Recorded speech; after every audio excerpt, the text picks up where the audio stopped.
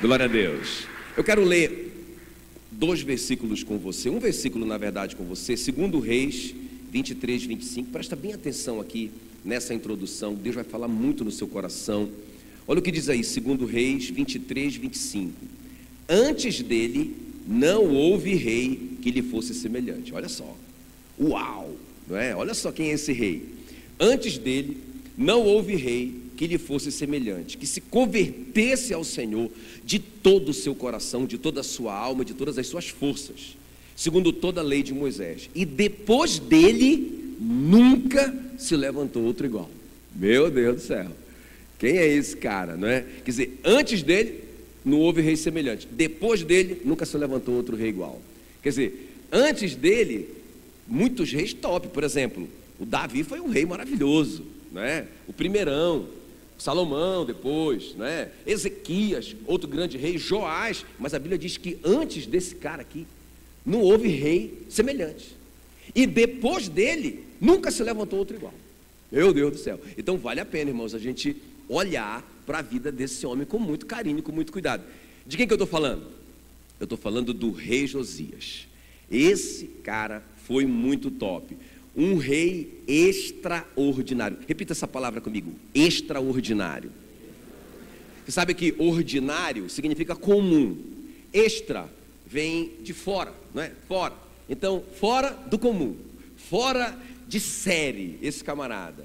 O rei Josias, uma pessoa realmente fora do comum, uma pessoa extraordinária. Agora presta bem atenção. Um rei que tinha tudo na mochila dele para ser um fracasso, para dar errado, né? Primeiro, ele era o filho do rei Amon. Logo depois dele, né? Logo depois que o Amon morreu, então o Josias vai assumir o trono com 8 anos, porque o Amon foi assassinado. Então, esse Amon era um cara tão maligno, que ele sacrificou alguns filhos dele para um deus chamado Moloque.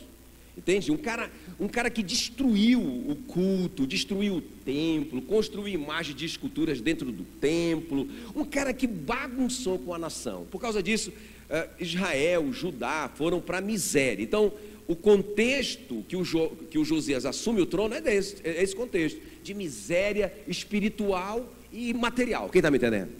Então, um cara que tinha tudo para dar errado. Então ele assumiu um trono completamente quebrado. Ele tinha quantos anos? Eu falei 8 anos. Irmão, ele se sentia uma criança. E ele era mesmo, né? Ele se sentia tão pequeno diante de um desafio tão grande. Mas esse camarada, o Josias, nós acabamos de ler, que antes dele não houve rei semelhante, e depois dele nunca se levantou outro rei igual.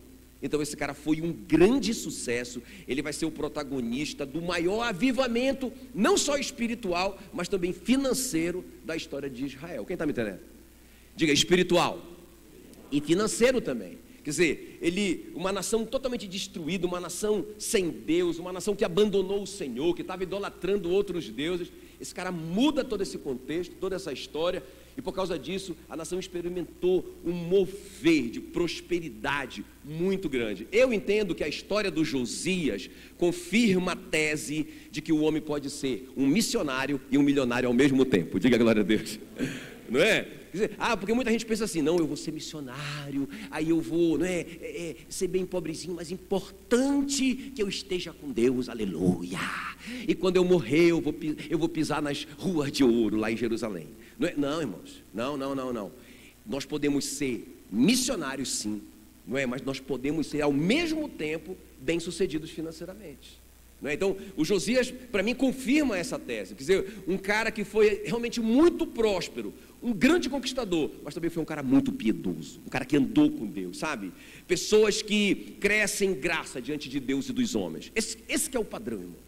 A gente crescer em graça diante de Deus e dos homens. A Bíblia diz que Jesus, que é o nosso modelo, crescia em graça diante de Deus e dos homens, não é? O Samuel também foi um profeta maravilhoso, crescia em graça diante de Deus e dos homens. Então qual que é o padrão? Deus quer que a gente realmente seja piedoso, ame o Senhor, a gente seja realmente essa pessoa que tenha esse avivamento espiritual, mas também Ele quer que a gente seja bem sucedido nos nossos negócios. Quem está comigo aqui?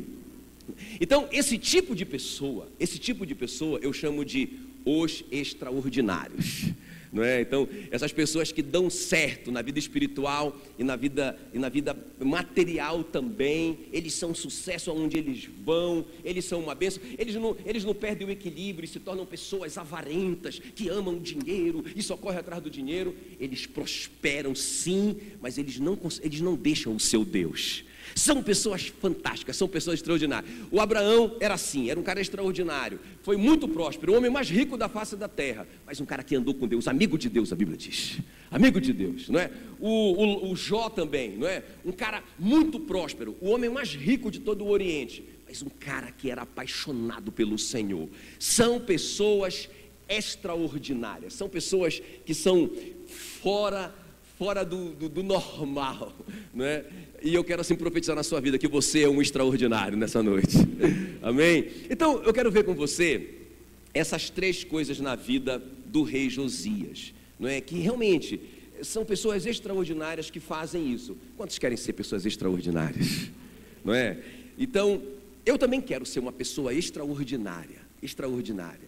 Então vamos aprender com esse cara aqui. Antes dele não houve rei semelhante, e depois dele nunca se levantou outro igual. Cara extraordinário. Vamos ver então, estão prontos?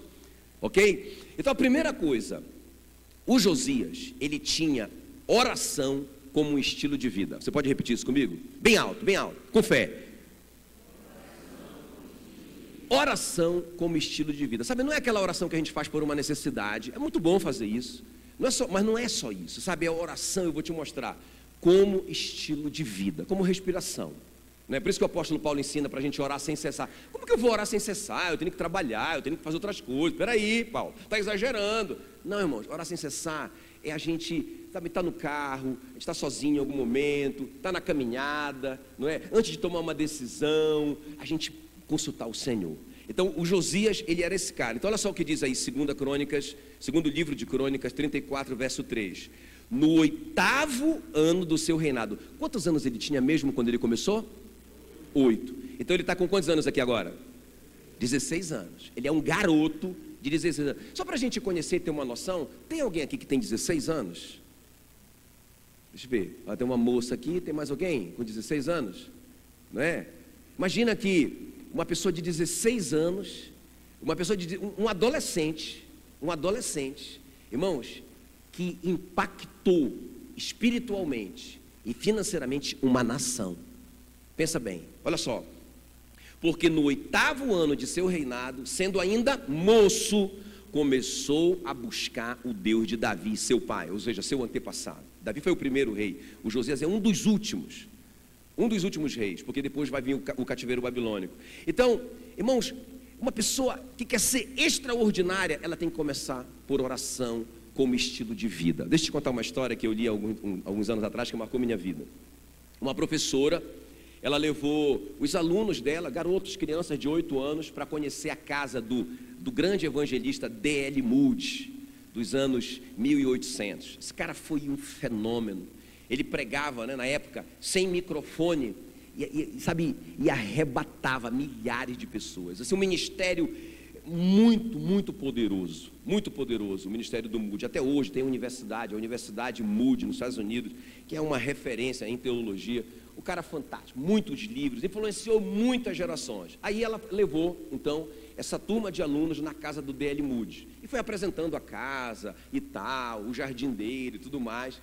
Aí, uma cena que marcou para todos eles, quando eles entraram no quarto do D.L. Moody, porque na beira da cama do D.L. Moody estava a marca do joelho dele de orar. Quem está me entendendo? Oração como estilo de vida.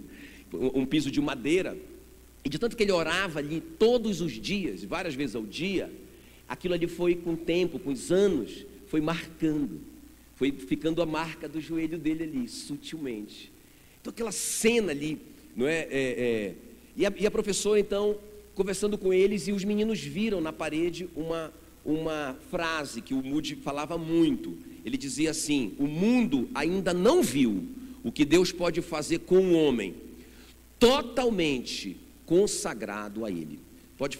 O mundo ainda não viu o que Deus pode fazer com e através de um homem totalmente consagrado a Ele. Aquela frase ali estampada na parede. Aí beleza. Aí eles continuaram conhecendo a casa e sumiu um menino, sumiu um garoto. Meu Deus, a professora desesperada com os meninos de 8 anos e some o menino. E ela sai procurando por tudo quanto é lugar, e os adultos que estavam ali procurando esse menino e ninguém achava esse menino. Meu Deus do céu, misericórdia.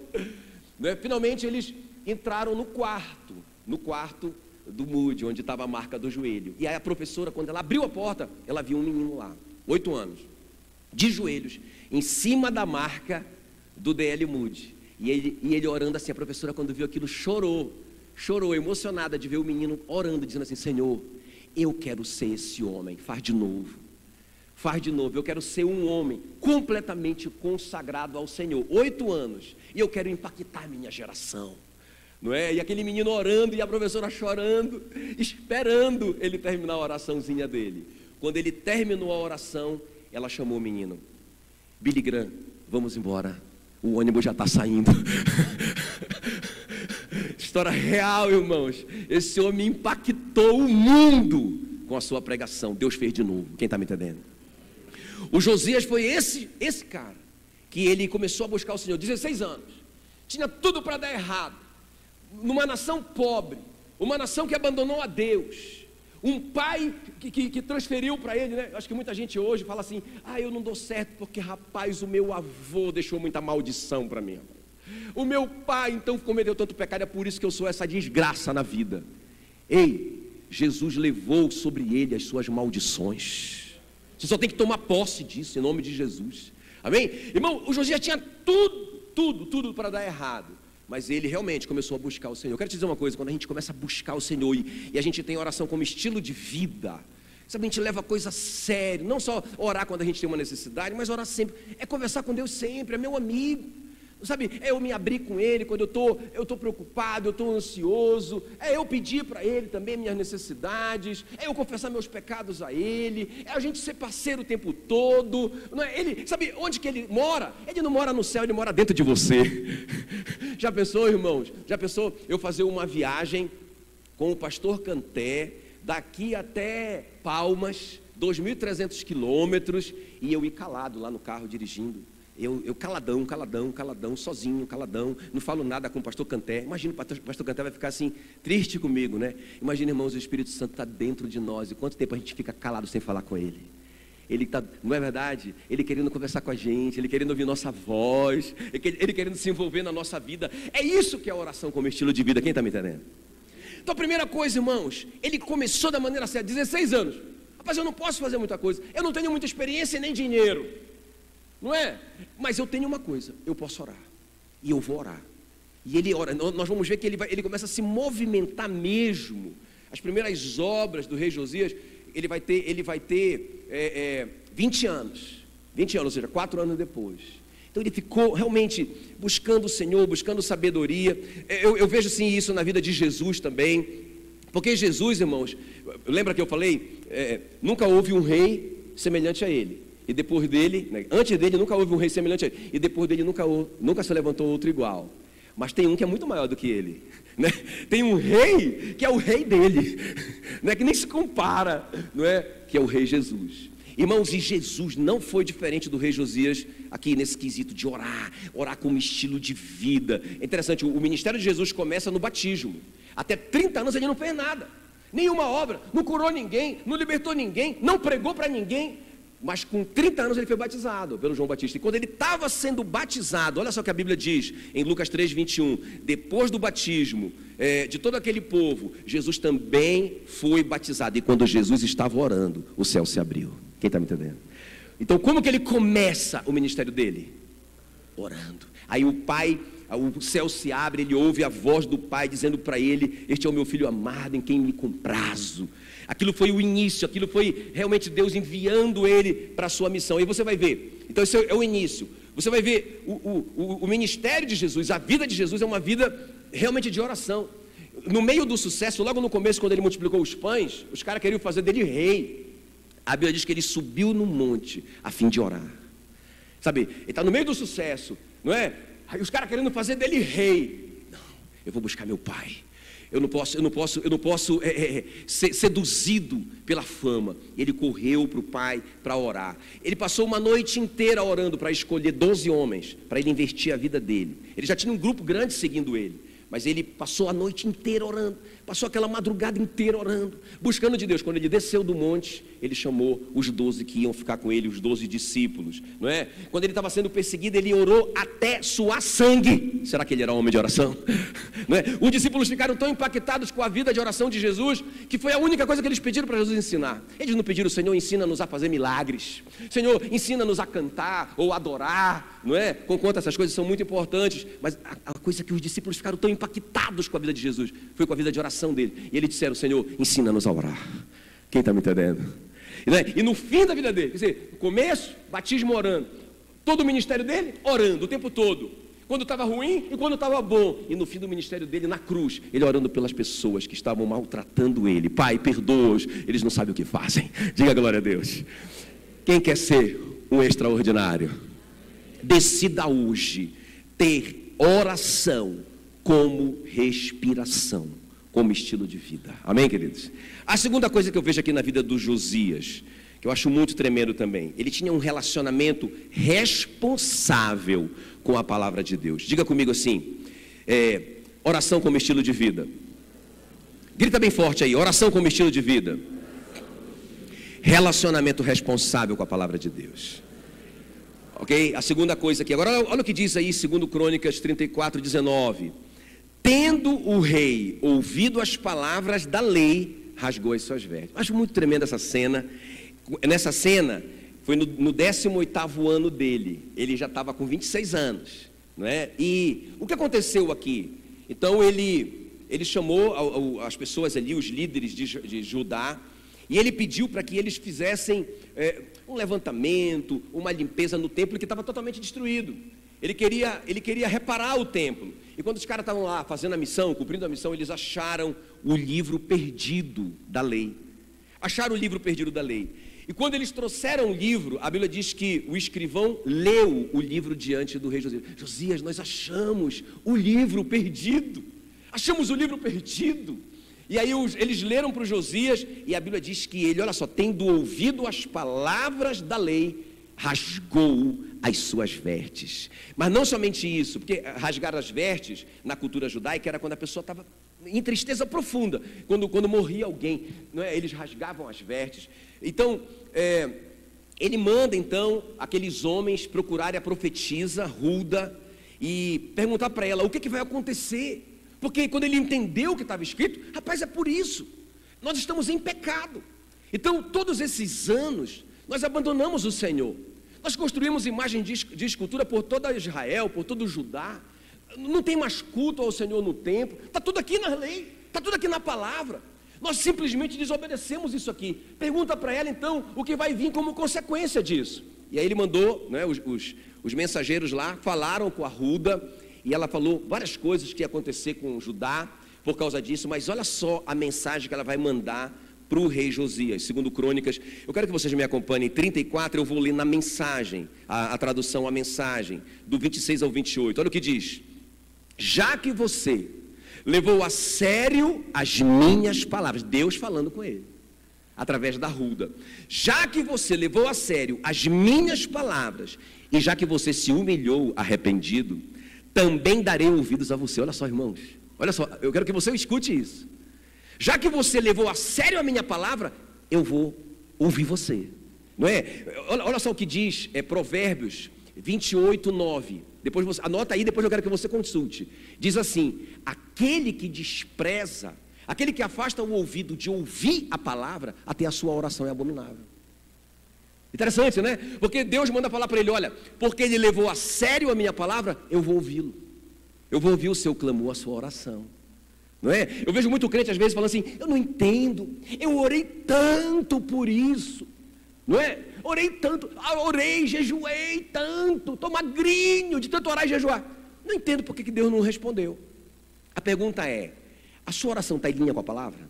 Porque a Bíblia diz, 1 João 5,14, que tudo aquilo que eu peço segundo a sua palavra, Ele me ouve. Quem está comigo? Não é? Então, por isso, irmãos, que nós temos que ter um relacionamento responsável com a palavra. Por isso que nós temos que ser, eu gostei dessa palavra do pastor Canté, no Tadel, né? Nós temos que ser intencionais com relação ao nosso Deus, a conhecê-lo e prosseguir em conhecê-lo. Só tem um caminho, irmãos. É pela palavra. Tudo bem, eu posso ouvir alguém, não é? Eu quero conhecer, não é? Uma pessoa. Quero conhecer uma pessoa pessoalmente. Assim, quero ser amigo dela. Irmãos, qual que é o melhor caminho para eu conhecer essa pessoa? Fala para mim, qual que é o melhor caminho? Conversando com ela. Eu quero ser amigo do Sidney. Quero conhecer o Sidney. Adianta eu ficar, Canté, me fala aí como é que é o Sidney. Beleza, pode ser um caminho, não é? Tá bom. Mas, irmãos, nada vai substituir o meu relacionamento pessoal e intencional com Ele. Quem está me entendendo? Então, eu acho que tem muito crente que só conhece a Deus pelo que outros falam. Não é? Pode estar certo, mas pode estar muito errado. Cuidado. Porque você tem um caminho certo, que é a sua palavra. Leve a palavra de Deus a sério. Já que você levou a sério a minha palavra, já que você se humilhou arrependido, também eu darei ouvidos a você, e também eu vou cuidar de você, diz o Senhor. Aleluia. Uma frase que eu amo: não existe avivamento sem reabibliamento. Amém? Que não existe. Olha, às vezes a gente vai em alguns lugares, muito barulho, eu não tenho nada contra isso, eu sou pentecostal, eu gosto dessa cosquinha que o Espírito Santo faz na gente às vezes, mas, irmãos, se isso não for baseado na palavra, é só emoção. Não é? É isso que o apóstolo Paulo fala em Corinto.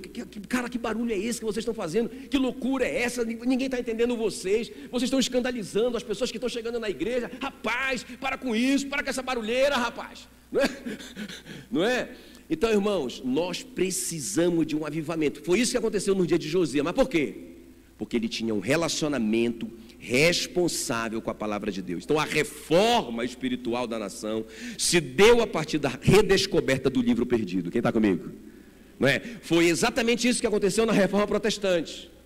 O Martinho Lutero, como um monge católico, ele entendia que ele era um professor da universidade, não é? E ele de teologia, e ele entendia que a salvação era pelas obras. Ele entendia que para a pessoa ser salva ela tinha que pagar indulgências. Se ela quisesse, por exemplo, viver no céu do lado do apóstolo Paulo, era mais cara a indulgência. Se ela quisesse salvar um parente morto, aí era mais caro ainda. Irmãos, pensa, eles construíram, eu não vou falar eu não vou falar tantos detalhes, mas ganharam muito dinheiro com essa mentira. E o Martinho Lutero, de uma forma honesta, ele acreditava nisso e ensinava isso. Até que ele estava estudando Romanos, o livro de Romanos, para dar aula para os alunos dele, não é? Ele tinha desafiado os alunos a estudarem o livro de Romanos, e ele leu: o justo viverá pela fé. Nós somos justificados mediante a fé. Ele entendeu: cara, não tem nada a ver com obra, não tem nada a ver com o que eu faço. A justificação é de graça mediante a fé, é através da morte de Jesus. Irmãos, e aí ele vai e coloca as 95 teses dele lá na porta do castelo de Wittenberg, na Alemanha, não é? E nós estamos aqui, porque ele redescobriu só, lendo a Bíblia dele, uma verdade perdida. Só isso que ele fez. Irmãos, ele revolucionou o mundo. Tem alguém me entendendo aqui ou não?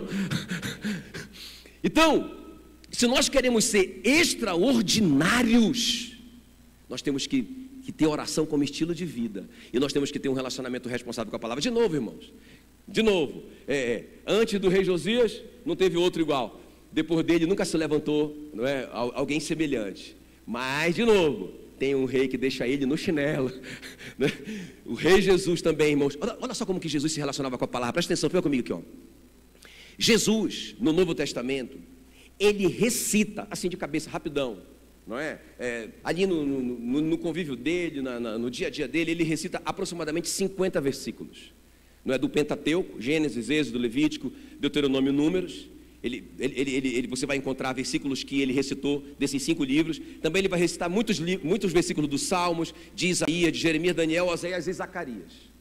No deserto, quando ele foi tentado por Satanás, eu não sei se você sabe disso, Satanás falou assim para ele: se você é o filho de Deus, prova isso, transforma essa pedra em pão.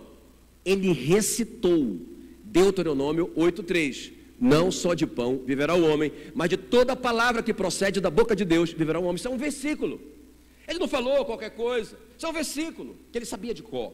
Aí o diabo então levou ele para o pináculo do templo e falou para ele: se você pular daí, os anjos virão te auxiliar, te ajudar, você não vai morrer, você vai ficar famoso, vai ser um negócio.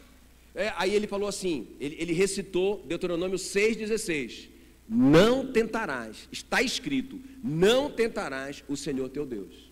Aí o diabo levou ele para um monte alto e mostrou para ele todos os reinos da terra e disse para ele que se ele se prostrasse ao diabo, ele disse: se você se prostrar diante de mim, porque tudo isso foi entregue a mim pelo Adão, eu te dou tudo isso. Jesus vai recitar o primeiro mandamento do decátulo, ou seja, dos 10 mandamentos. Ele vai dizer: não terás outros deuses diante de mim, não lhes prestarás culto, não os adorarás. Deuteronômio 5,9. Ele só falava a palavra, faixa preta, o mestre, né? Aí você vai dizer: ah, mas era Jesus. Irmãos, a Bíblia diz que ele deixou a glória de Deus, ele veio como homem na terra, ele viveu como a gente, ele nasceu de uma mulher, ele cresceu como uma criança normal, mas ele tinha um relacionamento responsável com a Bíblia dele. Tem alguém me entendendo aqui ou não? Quem ainda quer ser extraordinário? Oração como estilo de vida, relacionamento responsável, intencional com a sua Bíblia. Amém, queridos? Gasta tempo com a sua Bíblia. Tá, aí deixa eu terminar. Vou terminar um pouquinho antes do horário. A terceira coisa aqui: compromisso com a obra de Deus. Vamos repetir? Vamos repetir as 3? Vocês já sabem, me ajuda. Oração como estilo de vida, grita aí. Qual que é a segunda? E qual que é a terceira? Compromisso com a obra de Deus. Presta atenção. Segundo Crônicas 34:8 fala que no 18º ano, 26 anos então ele tinha, muito jovem, ainda quase a minha idade. No 18º ano do seu reinado, havendo já purificado a terra e a casa, enviou a Safã, a Maacéias e a Joá para repararem a casa de Deus. Então veja bem, irmãos, trabalho, entende? Então sabe, tudo não se resume eu vou ter uma vida de oração, eu vou ser intencional com a minha vida, eu vou ter oração como estilo de vida, eu vou orar, não, eu vou consultar Deus nos meus negócios, nunca mais eu ando sozinho por aí. Deus vai estar comigo, o Espírito Santo está em mim, vou conversar com Ele, estou nem aí se os caras me acharem que eu sou doido, eu vou falar com Ele mesmo, Ele está aqui dentro de mim mesmo, beleza. Também eu vou ser responsável com a minha Bíblia, eu realmente vou ter um tempo de qualidade para eu crescer e conhecer a palavra de Deus. Irmãos, isso tem que te levar a servir, isso tem que te levar a fazer obra. A obra não salva, mas a obra é a prova de que você foi salvo. Quem está me entendendo? Está lá em Efésios 2:8, né? A salvação é de graça mediante a fé, não de obras, para que ninguém se glorie, mas fala que as boas obras acompanharão aquele que creu. Quem está comigo? Né? Então eu não tenho que me preocupar de fazer, porque se eu realmente tiver uma vida de oração e meditar na palavra de Deus, eu vou me apaixonar pela paixão dele, porque veja bem, irmãos, ele morreu, ele deu a vida dele para salvar as pessoas, eu não vou me envolver nisso. Quem está me entendendo? Então o Josias realmente, ele foi um cara muito comprometido com a oração e a palavra, mas isso levou o Josias a agir, não é? Até olha o que diz Apocalipse, não vai estar aí, porque agora eu estava pensando nesse versículo, mas Apocalipse 22:12 diz: eis que venho sem demora, diga glória a Deus, e comigo está o galardão que tenho para retribuir a cada um segundo as suas obras. Então a salvação é de graça mediante a fé, você não tem que fazer nada, está tudo pronto, é seu, só toma posse, né? Só toma posse. Agora o galardão, as recompensas que você, o que é a recompensa? É realmente, eu digo que é a moeda do céu, não é? Porque o cara pensa assim: não, no céu todo mundo igual, só se está na sua Bíblia isso. Porque quando eu leio a minha Bíblia, eu vejo hierarquias lá, eu vejo príncipes, eu vejo pessoas para quem Deus deu cidades para governar. Então se tem pessoas governando, tem pessoas que são governadas, não é tudo igual não é? Então aqui nós estamos ganhando os galardões. É importante que eu seja salvo e viver uma eternidade sem um galardão furado no bolso? Não, irmãos, não. Então a minha vida de oração e a minha vida de relacionamento com a palavra vai me levar a trabalhar. E aí isso vai me dar recompensa, vai me dar galardão, não é? Então você vai ver, até vou deixar um dever de casa para vocês, não é? Essa história do Josias está em 2º livro de Crônicas 34 e 35, 2 capítulos. Mas ela se repete em 2 Reis 22 e 23. Só que em 2 Reis, eles não são exatamente iguais, porque 2 Reis fala os detalhes de tudo que ele fez. Por exemplo, até esse momento da história de Israel, já no final, já está perto do cativeiro babilônico, irmãos, séculos se passaram. E ainda o templo, os 3 templos que o Salomão, filho do Davi, construiu, não é, para Moloque, para Azerá e para outra deusa doida dele lá, não é? Até agora estava lá. Ninguém teve coragem de derrubar esses templos. Quem foi o cara que lidou com isso? Foi o Josias. Entende? Então, vai mostrar tudo o que ele fez. Mas uma coisa também que ele fez que eu acho muito tremendo, obra, diga obra. Diga obra. Segue a salvação. Grita aí, diga, obras. Segue a salvação. Diga, se eu sou salvo, eu quero trabalhar para Jesus. Ninguém tem que te mandar trabalhar para Jesus. Na verdade, a gente vai ter que te organizar. Ei, calma, menino, calma. Os caras vão te matar, calma, fica aqui, calma. Igual o apóstolo Paulo, ele já queria ganhar o mundo. Ei, calma. Vai lá para Tarso, vai passar 13 anos de castigo lá. Para te acalmar, rapaz, calma, fica tranquilo. Não é? Mas, irmãos, é assim, quando a gente realmente tem vida de oração, e a gente busca Deus na palavra, a gente vai querer trabalhar. Agora olha só, uma coisa que eu acho legal o que ele fez, 2 Crônicas 35:7, aí eu quero que você leia comigo. Ofereceu Josias a todo o povo cordeiros. Isso aqui é a Páscoa. E primeira Páscoa, isso depois de muitos anos ele celebrou uma Páscoa. Ninguém queria mais saber disso. Ele restaurou tudo, olha só. Então ele ofereceu Josias a todo o povo cordeiros e cabritos do rebanho, todos para os sacrifícios da Páscoa, em número de quanto? 30.000 cabritos, irmãos. Agora, por todos que se achavam ali, e de bois, 3.000, quantos bois? Se fosse hoje um boi a mais ou menos 5.000 reais, adulto, seriam 15 milhões. Então veja bem, tudo isso era da fazenda do rei, dá uma olhada. Ele deu da fazenda dele, então isso é obra. Então se você realmente se propõe a buscar o Senhor, se você tem um relacionamento com a palavra, você vai querer ser um investidor do reino de Deus, irmãos. Não é? Essa palavra que o Miracido compartilhou, achei muito legal, porque tocou em mim, né?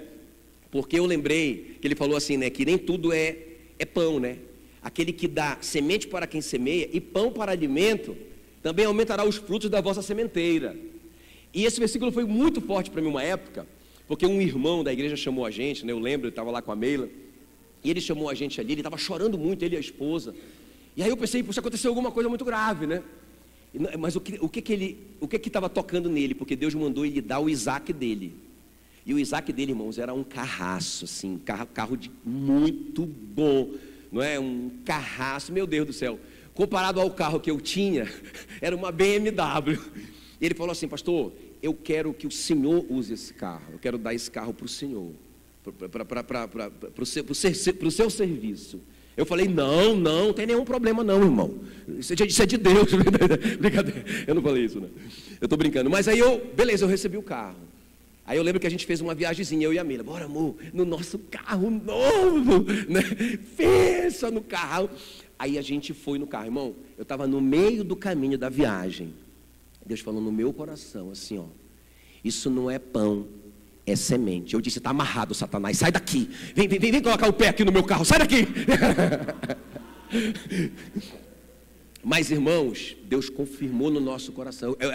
Engraçado, que eu compartilhei com a Meila isso, né? Eu falei, não vou falar, porque se eu falar, ela vai, não vou falar, não, isso é o diabo, não é possível. Rapaz, é Deus confirmando, eu estava angustiado com aquilo e dirigindo o carro dos outros. Não é? E aí eu falei, amor, acho que Deus falou comigo. Ela falou, o que foi que Deus falou contigo? Eu falei, ele falou que esse carro não é nosso, é uma semente para a gente semear. Ela disse, amor, tu acredita que Deus estava falando a mesma coisa comigo? Eu disse, sério? Então a gente tem que voltar, né? A gente voltou. Voltamos. e ofertamos aquele carro, né, para a construção da igreja. Porque não era semente, perdão, né? Não era pão, era semente. Irmãos, pensa numa coisa que foi tranquilo. Sabe por quê? Porque quando você se aproxima de Deus na oração, e você se aproxima de Deus por meio de conhecê-lo pela sua palavra, você se apaixona pela causa dele. E você tem prazer em semear, irmãos. Prazer em ofertar. Quem está me entendendo? Prazer. Até uma notícia para vocês, que eu vou dar agora de primeira mão, né? Não sei se vocês sabem que nós já pagamos as cadeiras. Amém? Já.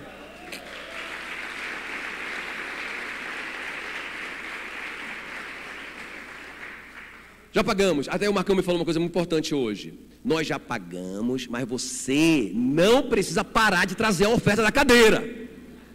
Por quê? Porque nós vamos sair daqui. Quem está me entendendo? Então, são poucas, nós temos só 150 cadeiras. Então, nós vamos abrir ali vamos deixar guardado esse dinheiro das cadeiras que ainda continuam entrando, para a gente sair daqui com as 500 cadeiras, pelo menos, que a gente vai precisar.